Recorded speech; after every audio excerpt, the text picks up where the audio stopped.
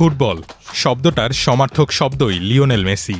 ম্যাচের শুরুতে penalty miss করার পর অনেকেই মনে করেছিলেন তিনি আসলেই সাধারণ মানুষ, কিন্তু ম্যাচ শেষ হতে হতে এই মহাতারকা আবারও জানান দিলেন তিনি নিশ্চিত এক ম্যাজিশিয়ান।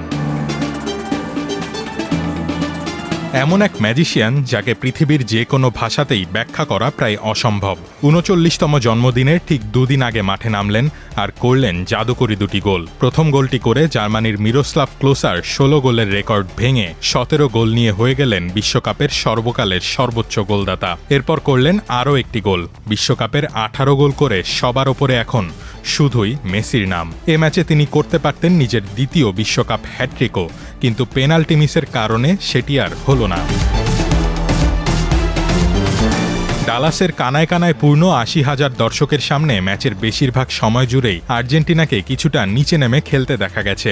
রালফ র্যাগনিকের অস্ট্রিয়ার ফিজিক্যাল গেমের সঙ্গে টেক্কা দিতে বেশ বেগ পেতে হচ্ছিল স্কালোনির দলের মিডফিল্ডকে। বিশেষ করে ৮ মিনিটে লাউতারো মার্তিনেজকে ফাউল করার পর VAR এর সাহায্যে পাওয়া পেনাল্টিটি যখন মেসি পোস্টের বাইরে মারেন, তখন ভালোই ছন্দপতন হয় খেলার।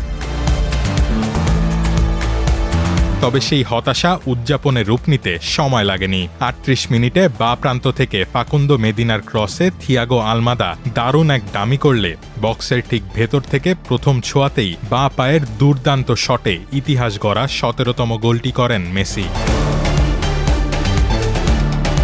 দ্বিতীয়ার্ধেও অস্ট্রিয়া বেশ চাপ তৈরি করেছিল। মার্সেল সাবিৎজারের একটি শক্তিশালী ফ্রি কিক অসাধারণ দক্ষতায় ফিরিয়ে দিয়ে আর্জেন্টিনাকে বাঁচান গোলরক্ষক এমিলিয়ানো মার্তিনেজ।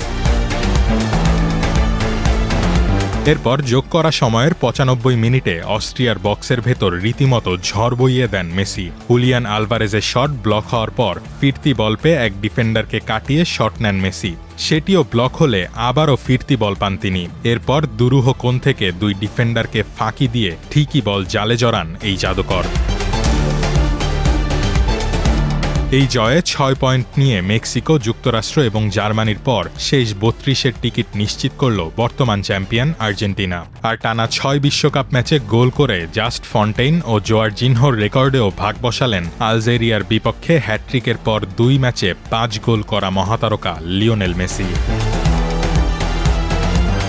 রোহান আদনান, প্রথম আলো।